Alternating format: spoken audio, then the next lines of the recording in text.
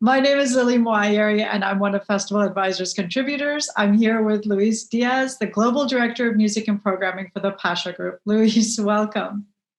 Thank you. Thank you. Hi, everyone. Hi, Lily. You have a very high-profile position at one of the biggest globally recognized hospitality brands. How did you get your start in nightlife? My start in nightlife was actually pretty, I don't know, funny or like coincidence because I wasn't actually looking for a job in nightlife. A friend of mine was opening a club, reached out to me. I was at a crossroads in my life from one thing to another. And he goes, you're moving to Miami and I'm opening a club and you're going to be the GM. And I go like, wow, I've never actually worked in a bar, much less run a club. He goes, listen, he was Cuban. So he goes, you're the smartest Puerto Rican I've ever met. You'll figure it out. And that's how I started. That was late 2001 in Miami Beach, a club called Honey on Washington Avenue. And from there, everything sprung up. That's how it started. So you kind of learned on the job? Yes. How do you say it? Yeah, I was thrown into the pool and then I learned to swim, in the water. So yes. So what was your first job? Huh? What was the first job at Honey? It was actually the GM. Oh, it was the GM position. I was actually the GM of a club without having no prior experience. So that's what makes it funny and interesting. So I had to go and learn pretty quick. I couldn't afford to slack and I got pretty much I got a knack for the operations pretty quick. The one thing led to another. I stayed there for several years. After that I went to got tired. We started building a club in downtown that ran into some delays. And in between that was like a year. We're running into delays, funding delays and whatnot. And I had an offer to go to Puerto Rico and go corporate with them hotels. So I was a beverage director for El Conquistador in Puerto Rico. I went for a year, spent 10 months, got tired of the corporate stuff back then. Ran a couple bars in Old San Juan and then decided, you know what, it's time for me to go back to Miami. Went back to Miami. My old job was waiting for me and I took it. From there, I started doing parties. I didn't, it just happened. We needed to do some parties and I started doing parties with some friends. I started Monday morning. That was pretty successful. It was industry driven. So it was all the bartenders and managers and waitresses. And we were doing it on Monday mornings at 4 a.m. It was called, yes. Funny thing, somebody called me the other day asking me if they could use the name. And I said, yeah, sure, you can have it. Industry Playground. So I go for it, use it. So that kind of opened the doors because, we had DJs that were in town, that were playing other shows, that would come by on Monday, they would play for us. We had Danny Tenaglia, and, many of the names that years later, kept working with us. But, when they were in town, they were our friends and they would come by. And that actually, I think that's what brought me to the attention of space, So I had Alex Holmes and Omar Rosario actually had got a good friend of mine, was approached to take an operations job. So he goes well, I'll come if Louis comes with me. And I was offered a marketing position within the company. Back then we owned Space. We also owned Park West and Cameo on the beach. So I was running all the marketing with Emmy, along with Emmy Guerra. And Alex Holmes was doing the music direction. And he rest in peace, a dear friend. And Alex left. And by default, I swallowed the position as well, the music position. And here we are. So from there on, I just kept doing, obviously, curating music for Space, helping the operation as well. And we continue doing parties. We still have the company, by the way. It's called now Miami Music Partners. It's me, Puig, and Emmy. And we're still partners, 16 years later. Space is the very first club downtown that I went to in Miami. Before that, it was all South Beach, and I would just, stay in a hotel in South Beach and just walk to the club and then walk back cursing my high heels. But then this place opened up downtown, and I was like, downtown, I got to get a cab, and where? And then, we go over that causeway and I was like, I don't know where we're going. I don't know where this place is. And then you arrive and you're like, oh my God, there's no room for something like this in South Beach. I can see why they're here. And I feel, and I believe you told me that it's one of the first places that really opened up downtown and made it like the correct. Absolutely. Place it is now. Absolutely. Especially the old, the first space, which was actually a block before. It was actually 50 Northeast 14th Street. Now it's 34 Northeast. So actually, no, not 50. I forgot the address now. It's been so long.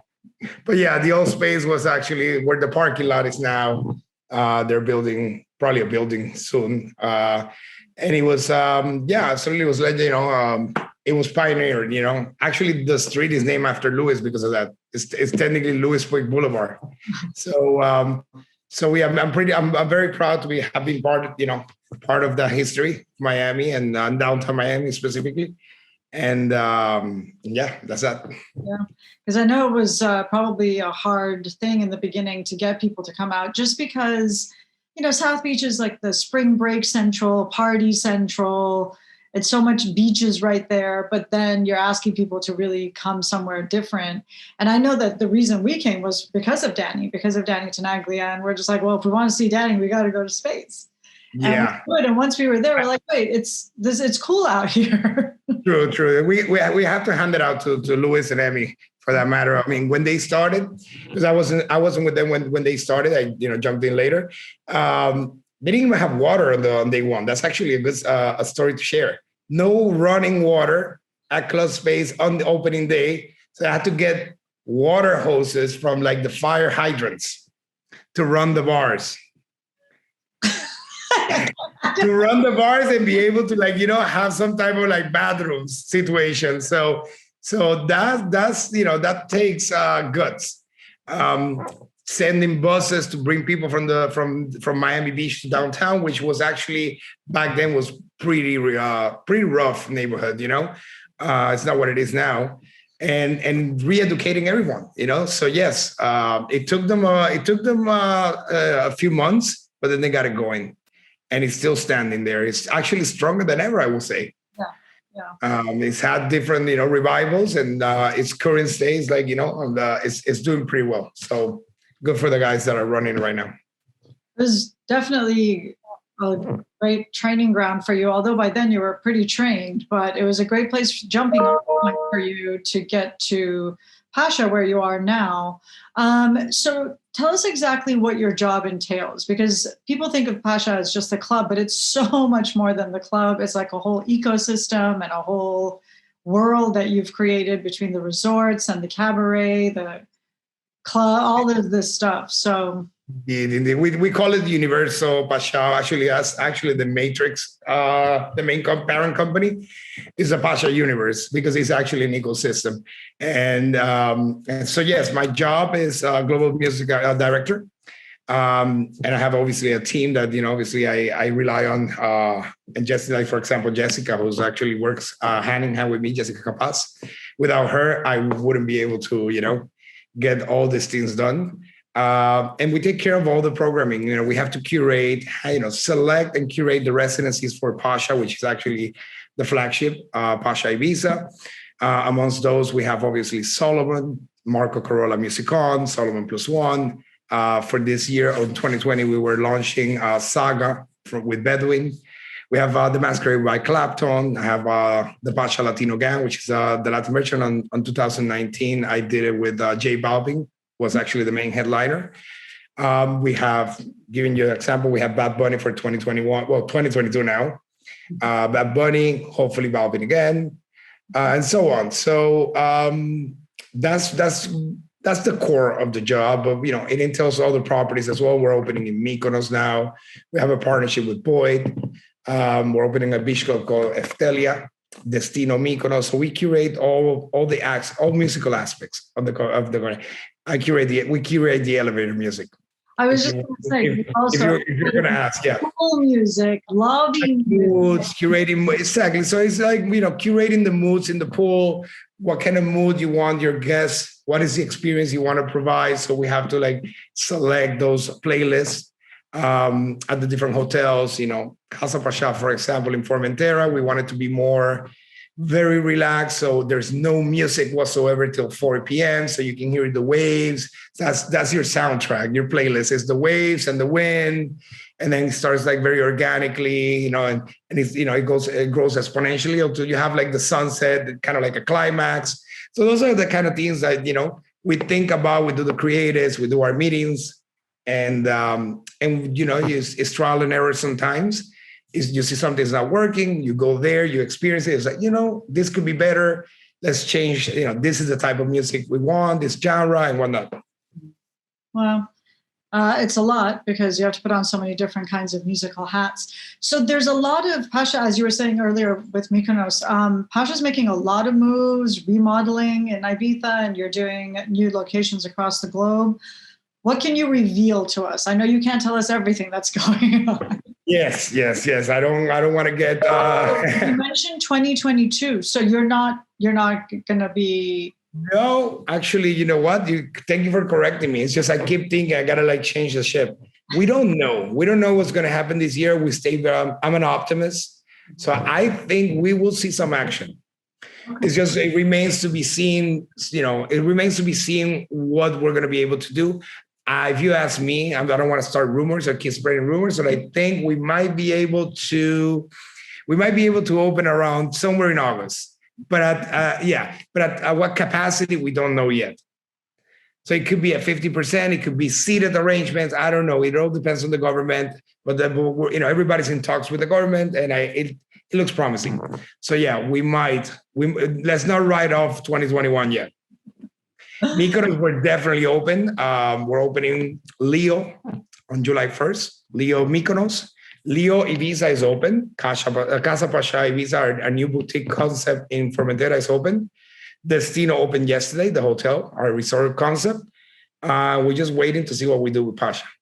Okay. So I know that there's going to be some, we're going to see some action on the outdoor spaces like Destino. We'll be able to do, I think I'm going to be able to do like 12 shows. So those will be like Solomon, Marco, God willing. And then we remain on the indoor, what they give us, if it makes sense or not to activate the club. Yeah. What else can I tell you? What about the remodel? Give us a little The remodel is the best thing since sliced bread. I tell you this. Now we're very happy. It's very difficult, you have a club that has so much history as Pacha, right? Very iconic, very ingrained into the ethos of the island. The locals, I actually consider myself an Ibicenco after 3 years here, but we're actually, I start looking at people from the outside. You're not from here, So we wanted to be very respectful of the history.